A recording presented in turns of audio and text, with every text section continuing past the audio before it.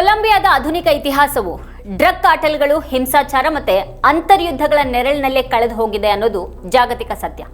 ಆದರೆ ಪ್ರಸ್ತುತ ಸಂದರ್ಭದಲ್ಲಿ ಅಲ್ಲಿನ ರಾಜಕೀಯ ಬಿಕ್ಕಟ್ಟು ಮತ್ತೆ ಸಶಸ್ತ್ರ ಗುಂಪುಗಳ ನಡುವಿನ ರಕ್ತಪಾತ ಒಂದು ಹೊಸ ಆಯಾಮವನ್ನು ಪಡ್ಕೊಂಡಿದೆ.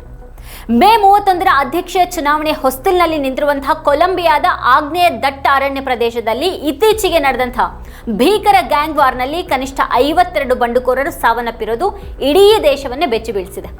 ಈ ಹಿಂಸಾಚಾರ ಕೇವಲ 2 ಅಪರಾಧಿ ಗುಂಪುಗಳ ನಡುವಿನ ಸಂಘರ್ಷಣೆಯಾಗಿ ಉಳಿದಿಲ್ಲ, ಬದಲಿಗೆ ದೇಶದ ಪ್ರಜಾಪ್ರಭುತ್ವ ವ್ಯವಸ್ಥೆಯನ್ನೇ ಬುಡಮೇಲ್ ಮಾಡುವಂತಹ ಮುನ್ಸೂಚನೆಯನ್ನು ನೀಡಿದೆ.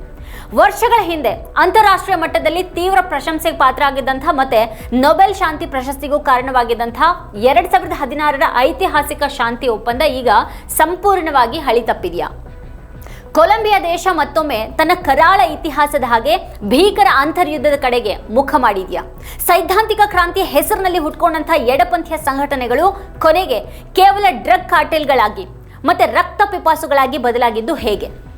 ಅಮೆರಿಕದ ಗುಪ್ತಚರ ಸಂಸ್ಥೆ CIA ಮತ್ತೆ ಅಲ್ಲಿನ ಸರ್ಕಾರಗಳು ನಡೆಸಿದಂತಹ ಜಂಟಿ ಕಾರ್ಯಾಚರಣೆಗಳು ಈ ಒಂದು ಬಿಕ್ಕಟ್ಟನ್ನು ಶಾಶ್ವತವಾಗಿ ಪರಿಹರಿಸುವಲ್ಲಿ ಯಾಕೆ ವಿಫಲ ಆದವು? ಪ್ರಸ್ತುತ ಎಡಪಂಥೀಯ ಅಧ್ಯಕ್ಷ ಗುಸ್ತಾವೋ ಪೆಟ್ರೋ ಅವರ ಮೃದು ಧೋರಣೆ ಮತ್ತೆ ಅವರ ಹಿನ್ನೆಲೆನೇ ಈ ಒಂದು ಹಿಂಸಾಚಾರಕ್ಕೆ ಪರೋಕ್ಷ ಕಾರಣ ಅನ್ನುವಂಥ ಪ್ರಶ್ನೆಗಳು ಈಗ ತೀವ್ರ ಚರ್ಚೆಗೆ ಗ್ರಾಸಾಗಿವೆ. ಕೊಲಂಬಿಯಾದ ಈ ಸುದೀರ್ಘ ಸಂಘರ್ಷದ ಬೇರುಗಳನ್ನು ಹುಡುಕ್ತಾ ಹೋದ್ರೆ ನಾವು 1960ರ ದಶಕದ ಆರ್ಥಿಕ ಅಸಮಾನತೆ ಮತ್ತೆ ಗ್ರಾಮೀಣ ಬಡತನದ ದಿನಗಳಿಗೆ ಮರಳಬೇಕಾಗತ್ತೆ. ಆ ಕಾಲಘಟ್ಟದಲ್ಲಿ ಕೊಲಂಬಿಯಾದ ಬೆಟ್ಟಗಳು, ದಟ್ಟ ಅರಣ್ಯಗಳು ಮತ್ತೆ ದೂರದ ಹಳ್ಳಿಗಳು ಅಲ್ಲಿನ ಸರ್ಕಾರದ ಆಡಳಿತ ಹಾಗೂ ಅಭಿವೃದ್ಧಿಯಿಂದ ಸಂಪೂರ್ಣವಾಗಿ ವಂಚಿತ ಆಗಿದ್ವು. ಅದೇ ಸಮಯದಲ್ಲಿ ಅಮೆರಿಕ ಮತ್ತೆ ಯುರೋಪ್ ದೇಶಗಳು ಮಾದಕ ದ್ರವ್ಯಗಳ, ಅದರಲ್ಲೂ ವಿಶೇಷವಾಗಿ ಕೊಕೇನ್ನ ಬೇಡಿಕೆ ಗಗನಕ್ಕೆ ಏರ್ತಾ ಇತ್ತು. ಆರಂಭದಲ್ಲಿ ಪೆರು ಮತ್ತೆ ಬೊಲಿವಿಯಾದಲ್ಲಿ ಮಾತ್ರನೇ ಕೋಕಾ ಸಸ್ಯದ ಕೃಷಿ ದೊಡ್ಡ ಮಟ್ಟದಲ್ಲಿ ನಡೀತಾ ಇತ್ತಾದ್ರೂ ಕೊಲಂಬಿಯಾದ ಭೌಗೋಳಿಕ ಪರಿಸ್ಥಿತಿ ಮತ್ತೆ ಆಡಳಿತದ ವೈಫಲ್ಯ ಇದನ್ನ ತನ್ನತ್ತ ಸೆಳೆಯಿತು.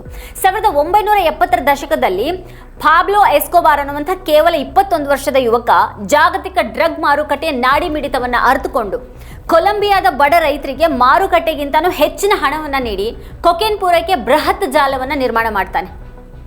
ಮೆಡಿಲಿನ್ ಕಾರ್ಟೆಲ್ ಮೂಲಕ ಎಸ್ಕೋಬಾರ್ ವಿಶ್ವದ ಅತ್ಯಂತ ಶ್ರೀಮಂತ ಮತ್ತೆ ಕ್ರೂರ ಮಾಫಿಯಾ ಆಗಿ ಬೆಳೆದ್ರೆ, ಮತ್ತೊಂದು ಕಡೆಗೆ ವ್ಯವಸ್ಥಿತವಾಗಿ ಭ್ರಷ್ಟಾಚಾರದ ಮೂಲಕ ಕಾರ್ಯನಿರ್ವಹಿಸುವಂತಹ ಕ್ಯಾಲಿ ಕಾರ್ಟೆಲ್ ಕೂಡ ಪ್ರಬಲ ಆಯಿತು. ಈ ಕಾರ್ಟೆಲ್ಗಳು ದೇಶದ ನ್ಯಾಯಾಧೀಶರು, ಪೊಲೀಸರು ಮತ್ತೆ ರಾಜಕಾರಣಿಗಳನ್ನ ಹತ್ಯೆ ಮಾಡ್ತಾ ಇಡೀ ಕೊಲಂಬಿಯಾವನ್ನ ರಕ್ತದ ಮಡುವಿನಲ್ಲಿ ಮುಳುಗಿಸಿದ್ರು. ಇದನ್ನ ತಡೆಯೋದಕ್ಕೆ ವಿಫಲವಾದ ಸರ್ಕಾರ ಗ್ರಾಮೀಣ ಪ್ರದೇಶದ ಮುಗ್ಧ ರೈತರನ್ನ ಗುರಿಯಾಗಿಸಿಕೊಂಡು ದಾಳಿ ನಡೆಸೋದಿಕ್ಕೆ ಪ್ರಾರಂಭ ಮಾಡಿತು. ಈ ಹಿನ್ನೆಲೆಯಲ್ಲಿ ಮಾರ್ಕೆಟ್ ಆಲಿಯಾದಂತಹ ದಟ್ಟ ಅರಣ್ಯದ ಪ್ರದೇಶಗಳಲ್ಲಿ ಒಬ್ಬ ಬಡ ರೈತರು ತಮ್ಮ ರಕ್ಷಣೆಗಾಗಿ ಸ್ವತಃ ಶಸ್ತ್ರಾಸ್ತ್ರಗಳನ್ನ ಕೈಗೆತ್ಕೊಂಡ್ರು. ಕ್ಯೂಬಾದ ಫಿಡೆಲ್ ಕ್ಯಾಸ್ಟ್ರೋ ಮತ್ತೆ ಚೆ ಗುವೇರಾ ಅವರ ಮಾರ್ಕ್ಸ್ವಾದಿ ಸಿದ್ಧಾಂತಗಳಿಂದ ಪ್ರೇರಿತರಾದಂತಹ ಈ ರೈತರು ಮ್ಯಾನುವೆಲ್ ಮಾರುಲಾಂಡ ನಾಯಕತ್ವದಲ್ಲಿ revolutionary armed forces of Colombia ಅಂತಂದ್ರೆ ಫಾರ್ಕ್ ಅನ್ನುವಂತಹ ಒಂದು ಸಶಸ್ತ್ರ ಗೆರೆಲ್ಲ ಸಂಘಟನೆಯನ್ನ ಹುಟ್ಟಾಕ್ತಾರೆ. ಶೀತಲ ಸಮರದ ಆ ಕಾಲದಲ್ಲಿ ಕೊಲಂಬಿಯಾದಲ್ಲಿ ಕಮ್ಯುನಿಸ್ಟ್ ಆಡಳಿತ ಸ್ಥಾಪನೆ ಆಗಬಹುದು ಅನ್ನೋ ಒಂದು ಆತಂಕದಿಂದ ಅಮೆರಿಕ ಸರ್ಕಾರವು ಕೊಲಂಬಿಯಾ ಸರ್ಕಾರದ ಮೇಲೆ ತೀವ್ರ ಒತ್ತಡವನ್ನು ಹೇರಿ ಸೈನಿಕ ಕಾರ್ಯಾಚರಣೆಗಳನ್ನು ತೀವ್ರಗೊಳಿಸಿತು. ಕ್ರಾಂತಿಯ ಹೆಸರಿನಲ್ಲಿ ಆರಂಭವಾದಂಥ ಈ ಫಾರ್ಕ್ ಸಂಘಟನೆಯು 1980ರ ದಶಕಕ್ಕೆ ಬರುವಷ್ಟರಲ್ಲಿನೇ ಅತ್ಯಾಧುನಿಕ ಶಸ್ತ್ರಾಸ್ತ್ರಗಳನ್ನು ಖರೀದಿಸುವಂತ ಹಪಾಹಪಿಗೆ ಬಿದ್ದು ತಾನು ವಿರೋಧ ಮಾಡ್ತಾ ಇದ್ದಂಥ ಕೊಕೇನ್ ದಂಧೆ ಮತ್ತೆ ಮಾದಕ ದ್ರವ್ಯಗಳ ಸಾಗಣೆಯ ಜಾಲದಲ್ಲೇನೆ ಸಂಪೂರ್ಣವಾಗಿ ಮುಳುಗೋಯ್ತು. ಇದು ಕೇವಲ ಸೈದ್ಧಾಂತಿಕ ಹೋರಾಟವಾಗಿ ಉಳ್ಕೊಳ್ಳದೇನೆ ಕಳ್ಳ ಸಾಗಣೆ, ಸುಲಿಗೆ ಮತ್ತೆ ಕೊಲೆಗಳ ಅಡ್ಡೆಯಾಗಿ ಮಾರ್ಪಟ್ಟಿತು. 2008ರಲ್ಲಿ ಇದರ ಸ್ಥಾಪಕ ಮಾರುಲಾಂಡ ಮರಣ ಹೊಂದಿದ ನಂತರ ಅಲ್ಫಾನ್ಸೋ ಕ್ಯಾನೋ ಅನ್ನುವಂತಹ ಸುಶಿಕ್ಷಿತ ಯುವಕ ಇದರ ನಾಯಕತ್ವವನ್ನು ವಹಿಸಿಕೊಂಡ.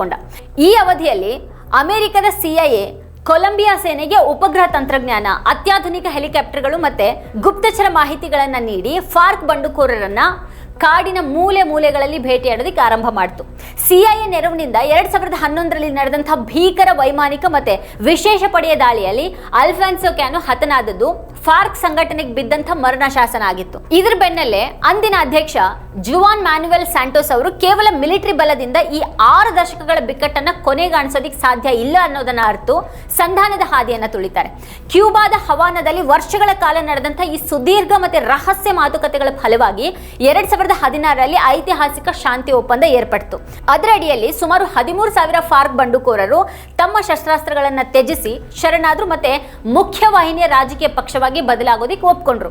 ಈ ಮಹತ್ ಕಾರ್ಯಕ್ಕಾಗಿ ಅಧ್ಯಕ್ಷ ಸ್ಯಾಂಟೋಸ್ ಅವರಿಗೆ ನೊಬೆಲ್ ಶಾಂತಿ ಪ್ರಶಸ್ತಿಯನ್ನ ನೀಡಿ ಗೌರವಿಸಲಾಯಿತು.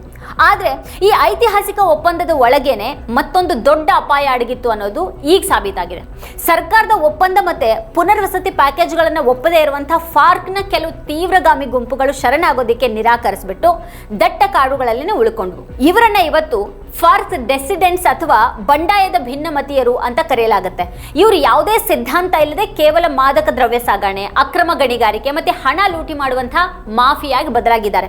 ವೆನೆಜುವೆಲಾ ಗಡಿಗೆ ಅತ್ಯಂತ ಸಮೀಪದಲ್ಲಿರುವ ಮತ್ತೆ ಭೌಗೋಳಿಕವಾಗಿ ಸುರಕ್ಷಿತವಾಗಿರುವಂತಹ ಕೆಟಾಟುಂಬೋ ಮತ್ತೆ ಗ್ವಾವಿಯಾರಿಯ ದಟ್ಟ ಕಾಡುಗಳಲ್ಲಿ ಈ ಒಂದು ಭಿನ್ನಮತೀಯ ಗುಂಪುಗಳು ಮತ್ತೆ ಇತರ ಹೊಸ ಡ್ರಗ್ ಕಾರ್ಟೆಲ್ಗಳ ನಡುವೆ ಕೋಕೇನ್ ಸಾಗಣೆಯ ಮಾರ್ಗಗಳನ್ನು ನಿಯಂತ್ರಿಸೋದಕ್ಕೆ ನಿರಂತರವಾಗಿ ಯುದ್ಧಗಳು ನಡೀತಾ ಇವೆ. ಇತ್ತೀಚೆಗೆ ನಡೆದಂತಹ ಈ 52 ಬಂಡುಕೋರರ ಮಾರಣ ಹೋಮ ಕೂಡ ಇದೇ ಪ್ರದೇಶದ ನಿಯಂತ್ರಣಕ್ಕಾಗಿ ನಡೆದಂತಹ ಗಂಭೀರ ಗ್ಯಾಂಗ್ ವಾರ್ನ ಫಲಿತಾಂಶ ಆಗಿದೆ. ಈ ರಕ್ತಪಾತವು ಈಗ ಕೊಲಂಬಿಯಾದ ಮುಂಬರುವ ಚುನಾವಣೆಯ ಮೇಲೆ ನೇರ ಮತ್ತೆ ತೀವ್ರ ಪ್ರಭಾವ ಬೀರಿದೆ. ಪ್ರಸ್ತುತ ಅಧ್ಯಕ್ಷರಾಗಿರುವಂತಹ ಗುಸ್ತಾವೋ ಪೆಟ್ರೋ ಅವರು ಸ್ವತಃ ಭೂತಕಾಲದಲ್ಲಿ M19 ಅನ್ನುವಂತಹ ಸಶಸ್ತ್ರ ಗೆರಿಲ್ಲಾ ಸಂಘಟನೆಯ ಭಾಗ ಆಗಿದ್ರು. ಮತ್ತೆ ಅದಾದ ನಂತರ ಶಾಂತಿ ಒಪ್ಪಂದದ ಮೂಲಕ ಅವರು ಮುಖ್ಯವಾಹಿನಿಗೆ ಬಂದು ಅಧ್ಯಕ್ಷರಾದವರು. ಅವರು ಅಧಿಕಾರಕ್ಕೆ ಬಂದ ನಂತರ ಜಾರಿಗೆ ತಂದಂತ ಈ ಟೋಟಲ್ ಪೀಸ್ ಅಥವಾ ಸಂಪೂರ್ಣ ಶಾಂತಿ ನೀತಿಯು ಯಾವುದೇ ಶಸ್ತ್ರಾಸ್ತ್ರ ಬಳಕೆ ಇಲ್ಲದೇನೆ ಬಂಡುಕೋರರೊಂದಿಗೆ ಮಾತುಕತೆಯ ಮೂಲಕ ಸಮಸ್ಯೆ ಬಗೆಹರಿಸುವಂತಹ ಗುರಿಯನ್ನ ಹೊಂದಿದೆ. ಆದ್ರೆ ಪ್ರಸ್ತುತ ಚುನಾವಣಾ ಸಂದರ್ಭದಲ್ಲಿ ನಡೆದಿರುವಂತಹ ಈ ಭೀಕರ ಹಿಂಸಾಚಾರವನ್ನ ಮುಂದಿಟ್ಕೊಂಡು ಅಲ್ಲಿನ ವಿರೋಧ ಪಕ್ಷಗಳು ಅಧ್ಯಕ್ಷ ಪೆಟ್ರೋ ಅವರ ವಿರುದ್ಧ ಈಗ ತೀವ್ರ ವಾಗ್ದಾಳಿಯನ್ನ ನಡೆಸ್ತಾ ಇವೆ. ಪೆಟ್ರೋ ಅವರು ಸ್ವತಃ ಎಡಪಂಥೀಯ ಉಗ್ರಗಾಮಿ ಹಿನ್ನೆಲೆಯನ್ನ ಹೊಂದಿರೋದ್ರಿಂದಾನೇ ಫಾರ್ಕ್ ಭಿನ್ನಮತೀಯರ ವಿರುದ್ಧ ಕಠಿಣ ಕ್ರಮ ಕೈಗೊಳ್ಳದೇನೆ ಮೃದು ಧೋರಣೆ ಮತ್ತೆ ಸಹಾನುಭೂತಿಯನ್ನ ತೋರ್ತಾ ಇದ್ದಾರೆ.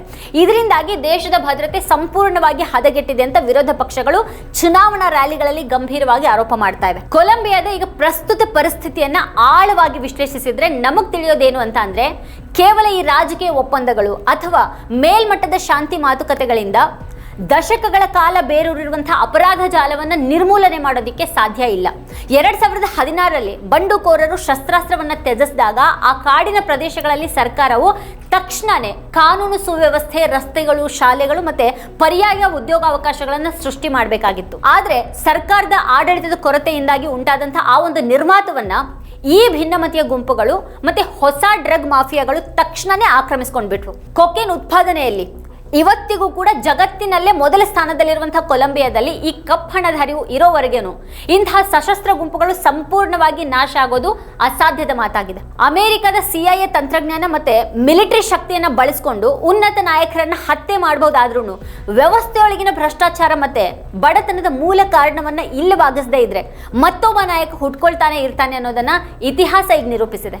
ಅಧ್ಯಕ್ಷ ಪೆಟ್ರೋ ಅವರ ಈ ಟೋಟಲ್ ಪೀಸ್ ನೀತಿಯು ತಾತ್ವಿಕವಾಗಿ ಉತ್ತಮವಾಗಿ ಕಂಡ್ರೂ ಪ್ರಾಯೋಗಿಕವಾಗಿ ಅಪರಾಧಿ ಗುಂಪುಗಳು ಇದನ್ನ ಸರ್ಕಾರದ ದೌರ್ಬಲ್ಯ ಅಂತ ಭಾವಿಸಿ ತಮ್ಮ ಸಾಮ್ರಾಜ್ಯವನ್ನ ವಿಸ್ತರಿಸಿಕೊಳ್ಳೋದಕ್ಕೆ ಬಳಸ್ಕೊಳ್ತಾ ಇವೆ. ಈಗ ಮೇ 31ರಂದು ನಡೆಯಲಿರುವಂತಹ ಈ ನಿರ್ಣಾಯಕ ಚುನಾವಣೆಯಲ್ಲಿ ಕೊಲಂಬಿಯಾದ ಜನತೆ ಹಿಂಸಾಚಾರದಿಂದ ಮುಕ್ತಿಯನ್ನ ನೀಡುವಂತಹ ಕಠಿಣ ಆಡಳಿತವನ್ನ ಬಯಸ್ತಾರಾ ಅಥವಾ ಪೆಟ್ರೋ ಅವರ ಶಾಂತಿ ಮಾತುಕತೆ ನೀತಿಯನ್ನ ಬೆಂಬಲಿಸ್ತಾರಾ ಅನ್ನೋದು ಇಡೀ ಲ್ಯಾಟಿನ್ ಅಮೆರಿಕದ ಭವಿಷ್ಯವನ್ನ ನಿರ್ಧಾರ ಮಾಡಲಿದೆ.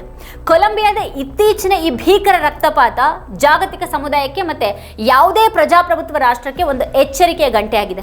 ಕ್ರಾಂತಿ ಮತ್ತೆ ಸಾಮಾಜಿಕ ನ್ಯಾಯದ ಹೆಸರಿನಲ್ಲಿ ಆರಂಭವಾಗುವಂತಹ ಸಶಸ್ತ್ರ ಹೋರಾಟಗಳು ಕೊನೆಗೆ ಹೇಗೆ ಕೇವಲ ಕಾನೂನು ಬಾಹಿರ ಸಂಪತ್ತು ಮತ್ತೆ ರಕ್ತ ಪಿಪಾಸು ಡ್ರಗ್ ಕಾರ್ಟೆಲ್ಗಳಾಗಿ ಪತನಗೊಳ್ಳುತ್ತವೆ ಅನ್ನೋದಕ್ಕೆ ಈ ಫಾರ್ಕ್ ಸಂಘಟನೆಯ ಇತಿಹಾಸನೇ ಒಂದು ಸಾಕ್ಷಿ.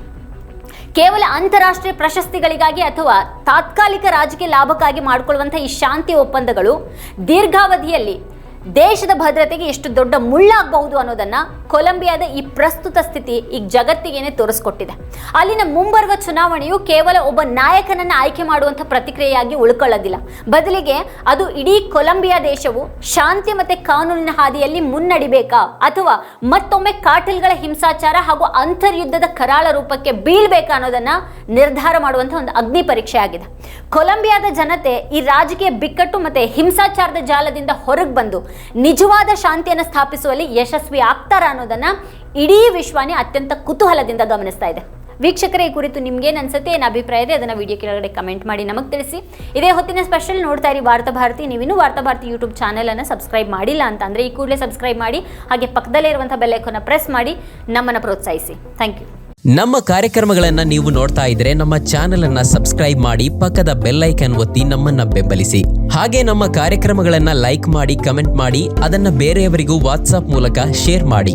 ನೀವು ಹೀಗೆ ಮಾಡಿದಾಗ ನಮ್ಮ ಚಾನೆಲ್ ಇನ್ನಷ್ಟು ಮತ್ತಷ್ಟು ಜನರಿಗೆ ತಲುಪಲು ನೀವು ನಮ್ಮೊಂದಿಗೆ ಸಹಕರಿಸಿದ ಹಾಗಾಗುತ್ತೆ. ಇದು ನೀವು ಯಾವುದೇ ಖರ್ಚಿಲ್ಲದೆ ಕೆಲವೇ ಸೆಕೆಂಡುಗಳಲ್ಲಿ ನೀಡಬಹುದಾದ ಸಹಕಾರ. ಧನ್ಯವಾದಗಳು.